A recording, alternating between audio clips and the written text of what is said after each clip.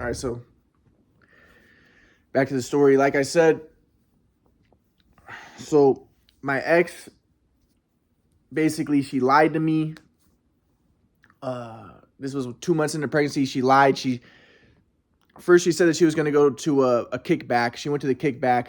Later, I found out it wasn't a kickback; it was a party. And I looked at her friend Sylvie's Instagram, and it showed that she was at a party. And I saw the house that she was at. This is a crazy thing. I'm going to get to this later, but the party was full of these drug addict Satanists. A lot of Jews, and a lot of them are Satanists. And not just Jews, but just satanic people, drug addicts, losers. And I'd hung out with them a lot during the pandemic. And, they're like left-handed path, spiritual drug addict people. And so that kind of upset me because I'm like, whoa, she's hanging out with these drug addicts. She's pregnant with my child. And then she said she told me, Ryan, I'm going to go to the movies.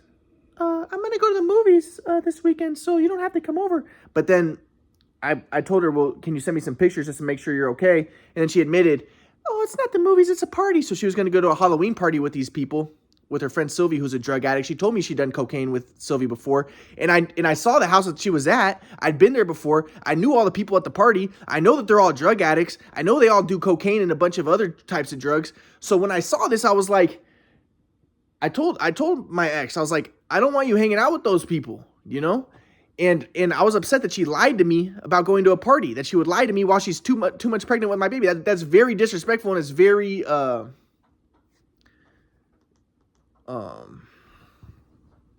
it's disrespectful, but it's also irresponsible because she's 2 months pregnant and she's lying about going to parties. What is she? She's 38 years old, but what is she? She's like 22, or she's like a college girl. She needs to go to parties, Halloween parties, while she's 2 months pregnant. I was like, and she's gonna lie to me about it. That you see, I wasn't that upset. I stayed calm, but at the same time, when looking back at it, that's completely wrong to lie to the child, to the dad of your child, who she ended up murdering the child. But she lies to me, saying that she's going to go to a party, or that she's going to go to go to the movies, but then she's actually going to go to a party while she's 2 months pregnant. It's like, and the crazy part is, I knew all those people. If she would have taken me, I would have known all those people. She isn't, and I discovered a theory of everything. Yes, my swag flow was off at that time and all that, but and that's a long story. But if I had the basketball videos, it wouldn't have been. But hopefully I can get more basketball videos when I was younger. But regardless, she didn't invite me to the party. I would have known all those people. The people would have known me. It wouldn't have been a big deal if she took me to the party, but her friend didn't want me to go to her party because her friend thought I was a loser. The friend didn't know that I knew all those people. So anyways, that happened then. And then, like I said, I would try to text her because, we got in a little argument, but she was the one who started the argument. I was being fine. She's the one who's like, all I said was, hey, she was like, you're jealous, aren't you? You're jealous. I was like, I'm not jealous. I'm just kind of upset that you lied to me, because now it's difficult for me to trust you. It's going to be difficult for me to trust you for now that I know that you're a liar. You lie. So how am I going to trust you from now on? And then once she lies about that, now I'm starting to question everything. Well, maybe she lied to me that it's my baby. I don't think so. I'm pretty sure it was my baby. But, once she lies about something like that, going to a party, I'm like, okay, how do I trust you now in the future? But she didn't care. She didn't respect me. She didn't know I just discovered the theory of everything, and I was going through a hard time in my life. But so then I tell my mom, like, I'm trying to text my ex, and my ex wouldn't respond. So then I call my mom, and like I said, my mom barely ever answers. And my mom, ever since I discovered the Quadra model, and ever since the shootaway messed up my shot, she's always had a negative attitude toward me, a hateful attitude, and I'm gonna get to that. But what do you want? She never says happy birthday. She's never says, I haven't seen her. She never says, invited me to anything, any like Thanksgiving dinner or anything since college. I had Thanksgiving dinner with her in my freshman year of college, and everything was fine then. But then I discovered the theory of everything. She thought I had schizophrenia. She abandoned me.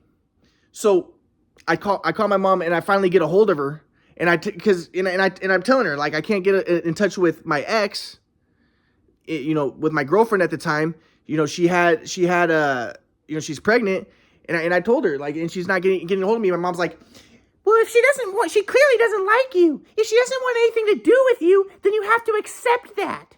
You have to accept that, Ryan. If someone doesn't want anything to do with you, you just have to accept it. Now, my grandpa told me that my mom is very immature, and he said that my mom thinks that she's following my grandpa's teachings, and I'll get to this. But my grandpa says your mom's very immature. She's very, she's ignorant, and, she expresses predator prey software. But my mom thinks she's following my grandpa's teachings, and that's an ironic thing. So, and like I said, this all stemmed from high school. Like I said, my mom and dad did everything for me. They if anything, they spoiled me. I was the best at basketball. They did everything for me. I was the best at everything I did. I was the star. I got all gold medals in track. I was the MVP in baseball. I was the MVP in soccer. I was the best at everything. So, but then I was the best basketball player. But then my dad got the shooting machine and messed up my shot. Okay, so at the time I'm shooting on the shoot-away machine. My dad's like, this was my freshman year of high school. My shot had already been messed up. My dad had been upset with me that I'm shooting square. So then my dad was like, oh, fuck it, I give up. There's no use. You're shooting square. Every time I fix your shot, it goes back to being square. He didn't know it's because I was picking the ball off the rack, and you can't shoot right doing that. And I could go into details, but I want to make a shooter sink. So then, I felt like I needed my dad's help. I'm like, Dad, come on. I need your help, man. If there's something wrong with my shot, come on, let's try to fix it. So as I said, what my dad ended up doing, and he ended up screwing my shot up even worse. This is like the 9th grade, or going into the 10th grade. My dad was like, okay. Because if you're picking the ball off the shoot-away rack, you pick the ball off the rack, and you have to step straight forward. And I make my left foot toe pointing forward and my right foot like this. So I'm shooting like this, making my right foot go behind like this. So my dad's like, you're shooting square. But that's because I'm picking the ball off the rack. So my dad was like, okay. To try to fix it, you see, the reason I was a great shooter before is, and I'm not going to go into details, but I would catch the ball, and I would step with my left foot pointed out and my right foot toward the basket, toward the rim, and then shoot. That's how great shooters shoot. It's like, but there's also other aspects to it that you can't, if you have a shoot-away rack, you can't do the other stuff that makes you do that. But so then my dad's like, okay, to shoot sideways, because my dad was like, he always told me to shoot sideways, but the reason I shot sideways was I would have my left foot pointed out, my right foot toward the rim like this. But I didn't know that. So after the shoot-away, I'm picking the ball off the rack, and I'm putting my left foot forward. So my dad's like, okay, shoot sideways. So what you do, Ryan, pick the ball off the rack, and then put your right foot toward the left, and keep your left foot forward, and then shoot like this. So I'm in the backyard going like this. And that's the exact opposite of how good shooters shoot. Good shooters shoot with left foot pointed out, right foot toward the rim. And then he told me to put my left foot forward and my right foot out, completely screwing up my shot. So then I'd be in the backyard, my dad would be like, shoot warm shots. So I'd be like this. He'd be like, spin into it. So I'd go like this, and I'd be spinning. The complete stupidity. And then he'd be like, okay, shoot like this. Put your left foot forward, your right foot to the side, and shoot form shots. And my grandpa would be outside. My grandpa would be like, I'd be shooting form shots like this, the exact opposite of how a good shooter shoots. And then my grandpa would be like, and I make one, and my grandpa would be like, that's amazing. Wow, that's amazing. Well, if I was shooting fucking regular, I would have been making every shot. But my dad told me to do the wrong thing. So, but then, like I said, my shot got messed up. So then my dad comes in the backyard, and then my dad's like, your shot looks terrible. I'd be like, Dad, come on, help me fix it. And then he would see me and be like, I don't want to help you. He says, no use, you fucking suck now. It's because he's telling me to do the wrong thing. But he thought there was something wrong with me. So then I'd be like, Dad, I need your help. Can you check out my shot today? He'd be like, no, I don't feel like it.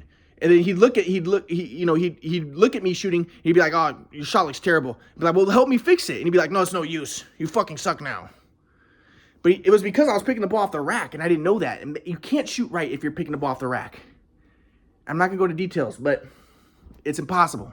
No good shooter would shoot well because it's all about the form. It's all about how you move into a shot. You can't do it picking the ball off of a rack. The rack makes it so it's impossible how you step into it. But so then I'm like, Dad, I need your help. And then my grandpa comes in, Ryan, everything is energy. This is 11th grade. My grandpa comes in from Kauai. My grandpa never knew how good of a player I was. He always lived on Kauai. So he comes in, Ryan, everything's energy. Everything is one. We can't make things happen. Okay? Your dad doesn't want to help you shoot right now. You have to accept bad calls. You have to accept it. If your dad makes a bad call, you have to accept it, So then my mom's like, yeah. He's like, everything is fine. The universe is, you have to have trust. Everything is fine. And then my mom comes in like, yeah, Ryan, if your dad, you have to accept your dad's calls. You have to accept it. If your dad says no, you have to accept it. So ever since then, so then like I said, then they ended up taking me out of the house. I needed help with my shot. My dad messed up my shot. I'd go back and my dad would be like, okay, shoot like this. He's telling me to do the wrong thing. And then my mom would be like, I was living at my friend Afam's house. I wanted to go back home. My mom's like, you need your daddy, you little fucking pussy? What are you, 17 years old and you need your daddy, you little fucking pussy? My dad helped me with my shot my whole life. Now later my grandpa would be like, well, why did you try to blame me, always blame me. Well, why did you expect your dad to be able to help you shoot? You know, didn't you know your dad didn't know anything about basketball? My dad helped me my whole life. But I didn't know that my dad was telling me to do the wrong thing. So anyways, they tried to blame me. They tried to make it into there was something wrong with me. Ryan tries to make things happen. My mom was like, he has obsessive compulsive disorder. He doesn't just accept no for an answer. It was a fucking shoot away. It wasn't, they want to make something wrong with me. If it wasn't for the shoot away machine messing up my shot, none of that would have happened. None of it would have happened. I would have been a star basketball player. But they want to make it into something wrong with me. My mom wanted to think I was mentally ill, but I wasn't. And then I discovered the theory of everything, and my mom and dad already hated me at that point. And then my mom was like, this is what happened to your shot. You were schizophrenic. You were starting to become mentally ill in high school. That's what she said when I showed them the quadrant model. No. It's crazy that she said that, but that's what she said. No, I discovered theory of everything. I never had a mental illness. What happened was my dad got the shoot away machine, messed up my shot. But anyways, so my mom's whole thing was like, you can't accept no, take no for an answer. And then after I discovered the theory of everything, I want to talk to my dad and see my dad. This is when I go to Kauai. They forced me to go to Kauai, and I'm like, Mom, can I talk to Dad? Can I see Dad? Mom was like, not after how your dad doesn't want anything to do with you. He hates you. Don't you remember how you treated him in high school? And then this was the first time I brought it up because I wasn't allowed to talk about the past because of the abuse. My grandpa would be like, Ryan, if you're in the flow, you never talk about the past. So never talk about the past. Never talk about it because I wasn't allowed to talk about the abuse that happened. So I wanted to tell my mom. I was like, so I never told her before, but I told her for the first time, Mom, it was a shoot away machine. I figured out what happened because I saw the videos and I saw what happened. It was a shoot away machine. My dad telling me to do the wrong thing. And then my mom was like, oh my God, you don't take responsibility for anything. Oh my God. Oh fuck. You're such a fucking loser. You're a fucking freak and there's a shoot away. If anything, the shoot away helped you. Would have helped you. No, it fucked me up. But then my mom's like, no, your dad is never gonna talk to you. You have to accept that. He's never gonna talk to you. You're gonna have to fucking accept that because it's never gonna happen, and we're never gonna see you again. And that you have to fucking accept that. You're a fucking schizophrenic loser freak. I wasn't a schizophrenic. I discovered the fucking theory of everything. You motherfucker, the fuck is. So I discovered theory of everything, but then my mom and dad would not talk to me. So I'm shooting wrong because my dad, he fucked it up. It was nothing wrong with me. So then my mom, so then at this point when my ex, my ex isn't. I'm trying to text my ex. I'm like, hey, how's the baby? Because she had 3 abortions before. I'm a little concerned. She's not responding to my text messages. She lied to me about going to a party. You know, she was disrespecting me. And then so I call my mom and like, Mom, can you maybe call my ex or call my girlfriend who's pregnant with my baby and maybe see what's going on? Because I'm a little bit concerned. Rightfully so. You know, she's pregnant with my baby. She's being disrespectful, not responding to me. You know, she's the one who lied to me and I'm the bad guy. So I'm like, Mom, can you talk to my ex? Like I said, but I was the bad guy because I shouldn't have fucking impregnated her in the first place because she was a drug addict and she had problems. But you know what? Like I said, I was in a Darwinian frame of mind. I wanted to have a baby so I could be superior. I wasn't, as my grandpa said, a beneficial presence. I wasn't seeing everything as energy and oneness. I didn't have discernment. I made a stupid mistake. So then my mom was like, Ryan, she clearly doesn't like you. She doesn't want anything to do with you. You can't, if someone doesn't want anything to do with you, you can't make them want anything to do with you, okay? So just fucking accept it. She doesn't want to talk to you. Accept that. Because again, my mom's going back to my fucking dad. Like I would talk all the time. I try to call my mom. Mom, can I talk to Dad? Oh my God, not this again. My mom would never. I'd call my mom. What do you want?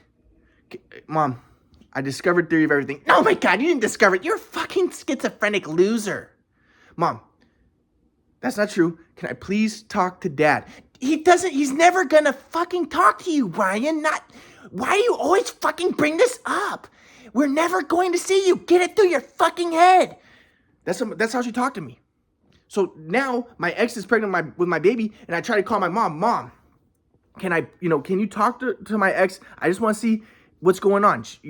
She'd had 3 abortions before, so I'm concerned. I'm just like, hey, she lied to me about going to a party. Can you talk to my ex? Ryan, she clearly doesn't like you. She doesn't want anything to do with you. You have to accept that. Again, because it harkens back to the fucking shoot away when my shot got messed up and I needed help, and my mom's like, you have to accept it. If it wasn't for the shoot away, I would have been a star basketball player. My mom and dad would have stayed loving me. Everything would have been fine. But they want now they want to think there was something wrong with me, that I have some sort of problem. That's why my shot got messed up. No, it's because of the shoot away. It's because my dad told me to do the wrong thing. And I can fucking show you the exact I want to kill. So they fucked up.